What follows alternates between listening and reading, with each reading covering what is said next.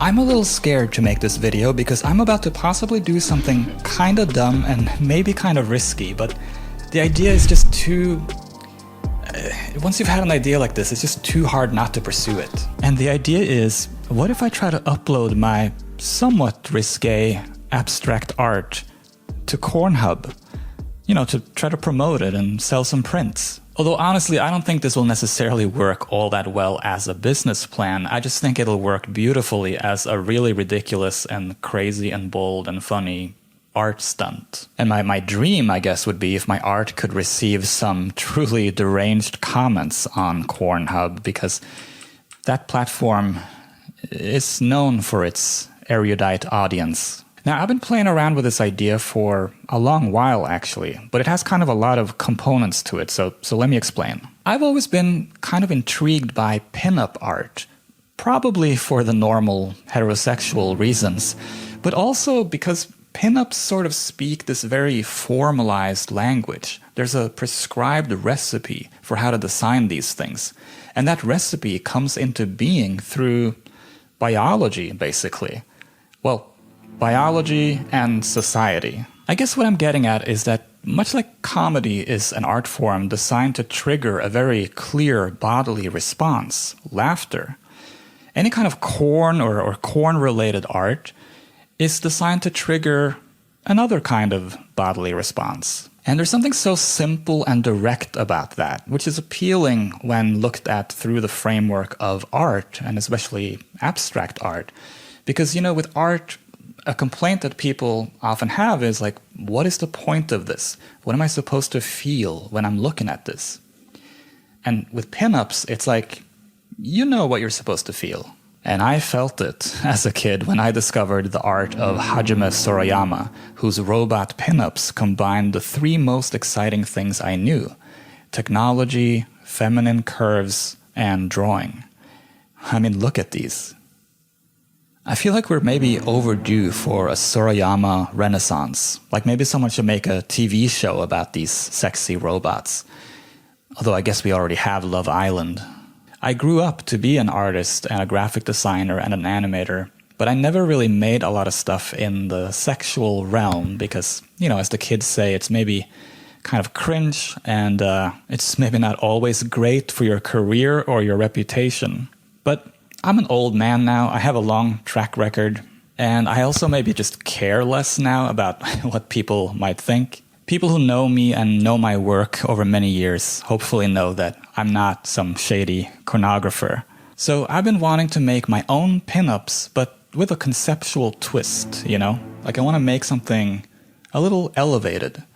And I think that what I've come up with is sort of a radical reinvention of the pinup. At least that's sort of my tagline. I think it can be problematic to add to the world yet another set of images in the endless lineup of pinups without at least thinking about it through a feminist lens. And I'm very interested in discussions about objectification and sexualization of bodies and the male gaze and all of that. And so what I'm doing with these images that I think is interesting is that I'm constructing these extremely male gaze, hypersexualized forms, and yet I'm constructing them out of the most basic geometry, you know, just lines and circles or discs, rendered in very cold materials, sandstone and steel. There's no skin here at all, no warmth. At the end of the day, these are just starkly geometric sculptural forms, and your brain is doing a lot of filling in here. And so I feel like I'm making you complicit in this objectification. I think that our collective ability to make this sexual is astounding and interesting, and probably evidence of something or other. Even though all the digital aspects of this artwork is modeled by hand in Blender, I am trying to inject some additional humanity into this work by adding these hand-painted gestural backgrounds. I tried to be very free with these while broadly mimicking the poses as a way to, I guess, underline the tension between the human and the machine here, the humanity of sexuality versus the cultural machinations of it. There's sexuality and then there's imposed sexuality. So anyway, this is the first component of my idea. I needed to make images that I could feel proud of, even if on some level they are of this genre. And I needed the images to make at least a little bit of sense on a platform like Cornhub. But then the second component is I needed to set up a store and figure out how to sell prints of these things.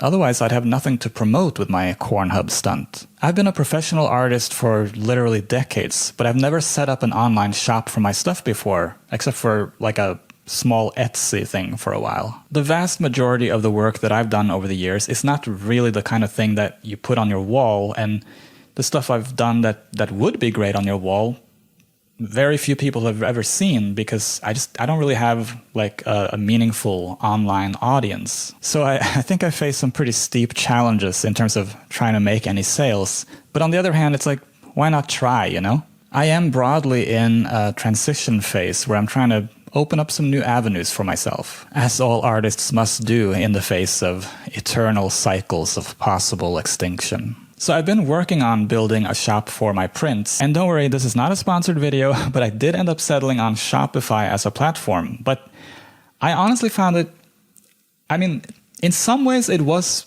pretty easy, but in other ways I found it pretty overwhelming. There are a lot more aspects to suddenly running an e-commerce business than I had maybe anticipated, so I hope this is all worth it for the bit. Well, not that this is a bit. I've built a genuine store, and I'm set up with a museum-quality printing partner, and I'm ready to take orders. The shop is live now at shop.edlundart.com, and I don't really know what I'm doing yet, but if somebody orders a print, I will get it to them. And just to be clear, this is not some cheap poster shop. Like, these are high-quality Giclée art prints. To me, this whole project only really works if it's done as high art. Okay, so I spent months creating the art and weeks setting up this print store, so I guess it's time to take these images and turn them into a video so I can upload them to Cornhub as my ultimate promotional art stunt. Except, apparently, I have to sign up as a model in order to upload videos.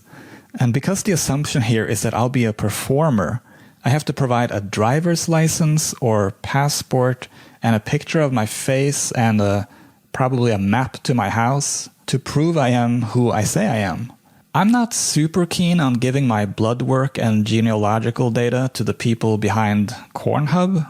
Oh, but okay, maybe I'm not a performer. Maybe I guess I'm more of a corn producer. So there's this other form, but this looks like I have to be some sort of established corn company that they will look at as a content partner. That seems a little too deep. After some Googling, I found another avenue, and this seems like the way to go. Become a creator for animated, audio, gameplay, reactions, or compilations content. Yeah, I'm more of an animated corn creator. Cool.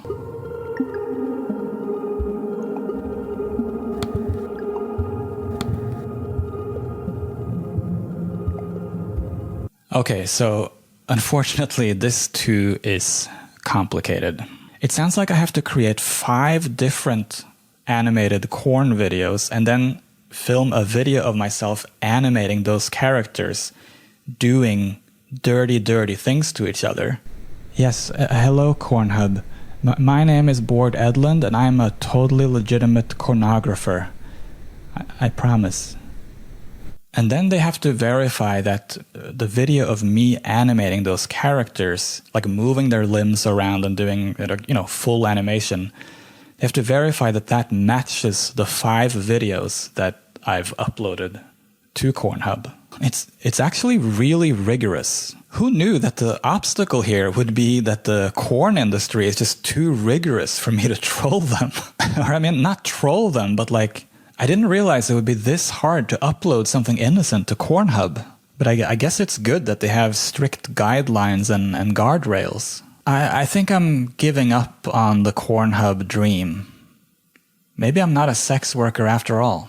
But I guess I'm now the creator of some pretty cool new images and also the proprietor of a new online art store that will almost certainly cost me more money to run than it'll bring in revenue.